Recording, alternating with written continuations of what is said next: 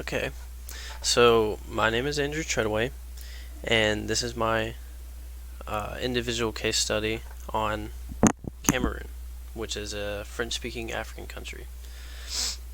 So, the official name of Cameroon is actually the Republic of Cameroon, and it gained independence on January 1st, 1960, from France colonization, but the name Republic of Cameroon was actually established in 1984. So you could argue whether the name was established or independence is when it was established.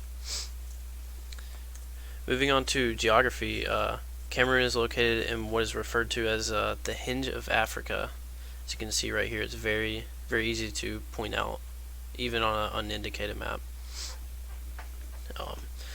It is extremely unique and rich in resources due to the fact that it contains virtually every ecoregion of Africa in itself.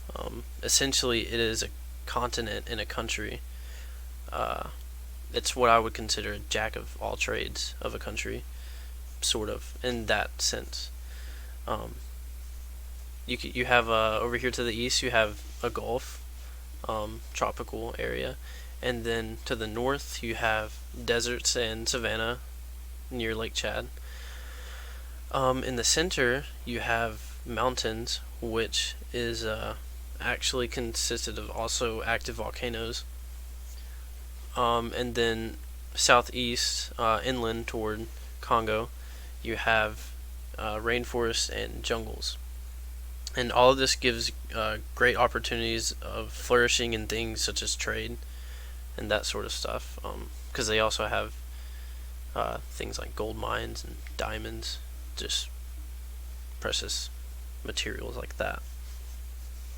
Now, bordering 6 countries, it only really has challenges with 2 of them, those being Nigeria and Equatorial Guinea, over maritime borders and exclusive economic zones. So basically, they both really dispute over the Gulf of, where you export and import things, like who controls most of it. As for the rest of the neighbors, you'd think that they would also have, disputes over them, but most of them, they really understand each other on a diplomatic and a cultural level. They're really close. They're peaceful, and they're very diverse, with lots of different tribes and people. But they understand, so they're kind of like best friends, sort of.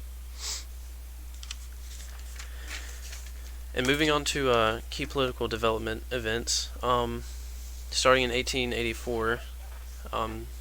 This is not when it was founded, but by the time people actually started going there, in 1884, all of Cameroon and some of its present-day neighbors had fallen under Germany as a colony, also known as the German colony of Cameroon. In 1919, after World War I, in a League of Nations mandate, it was partitioned between France and Great Britain, France getting the larger geographical share of Cameroon. And moving on to 1955, France outlawed the Union of the Peoples of Cameroon, which led to struggle for independence because, the France outlawed the Union of the People of Cameroon's advocate to be independent. So that led to an uprising and a struggle for independence and a war between France and Cameroon, which would last around till 1971. And then in 1960, they finally would gain independence from France under the former president Amadou Ahidjo, and even though after their independence they still had a little bit of war going on for the next 11 years. Now Ahijo, he ruled until 1982, until he finally resigned for unknown reasons, uh, to let Paul Biya become president, which was the prime minister at the time. He Adhijo regretted this, leading into one of the most important events of Cameroon's history, the Cameroonian coup attempt in 1984, which I will talk about in the next slide. Now, the 1984 Cameroonian coup attempt, as you can see right here, this is Ahijo, and this is Paul Biya, and he is the current president right now, and he was the former one. So despite resignation, Ahijo was still of the Cameroonian National Union, and he was that was the ruling party at the time. So basically, after he resigned, he was still in control, sort of, behind the scenes. He tried to stay in control, but was later exiled by Biya, and in 1983, because Biya knew that he was trying to stay in control even after resignation, which I had no idea why he would do that. And then moving on, in 1984, Biya ordered all of the palace guards of the capital to be transferred, mainly because of alerts of plotted coups, because Ahijo was threatening to overthrow Biya. So all of the palace guards were of Muslim descent, so they would, still possibly be loyal to Ahijo. So he was afraid of that, so Biya ordered all of them to be transferred somewhere else. Now, the guards reacted by rebelling, possibly forcing them to prematurely start the coup. This led to several days of fighting in the capital of Yaoundé, ultimately in a failed coup d'etat. Now, the death toll ranged from 71 to maybe about 1,000 people. That's what the government claims. There were over 1,000 arrests, which 35 of those immediately were executed upon arrests. So it was not a very good time. Now, moving on to the institutions and government framework. The framework of Cameroon is a unitary presidential republic. So that means that the president is the head of state, and the prime minister is the head of government. So the president is elected to a 7-year term by direct universal suffrage, but this stopped in 2008, where presidential terms were actually eliminated, so there are no more terms for presidents. The president confers executive power and is also the head of the armed forces. He also appoints the prime minister and the cabinet for the government. Legislative power is a bicameral parliament similar to the UK's. It consists of the National Assembly and the Senate. Now, there are 180 members of the National Assembly, and they are directly elected for 5-year terms.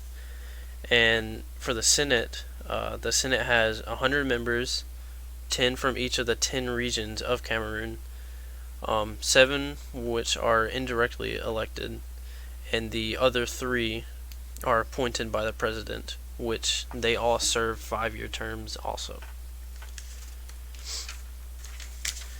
Moving on to the current leaders, you can see Paul Biya here, the president. He is shaking the former French president's hand of Nicolas.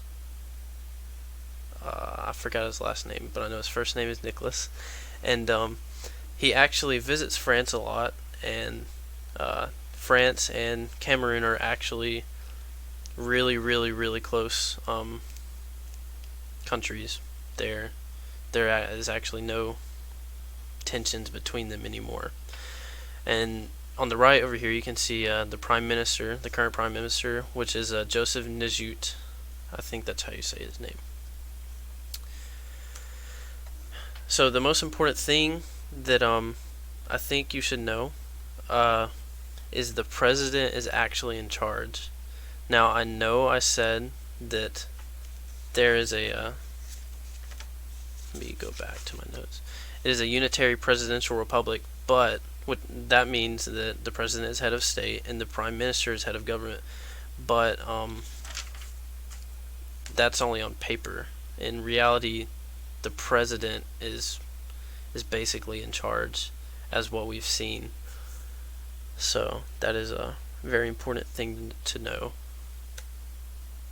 Now, predictably, they are very, very, very similar to France, mainly because they were a French colony for one of the longest times, and then their flags, they basically match up if you put them over each other.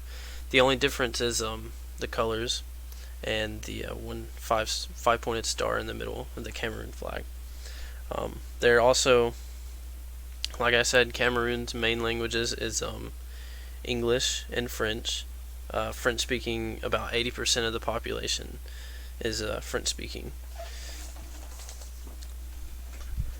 So my overall clarity of Cameroon, it seems to be a developing country, but it has very good ties with America, as it's a very big help for Peace Corps volunteers. Excuse me if I butcher your name, but Dr.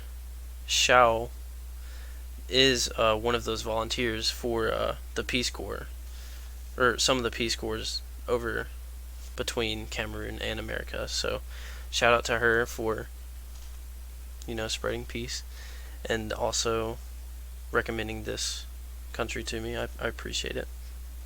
Some of these Peace Corps, they actually help out with aid as well as HIV/AIDS treatment centers, and they also help out with agricultural development projects. So that's also very good. So that is my individual case study on Cameroon, the Republic of Cameroon. So I hope everyone enjoyed, and thank you.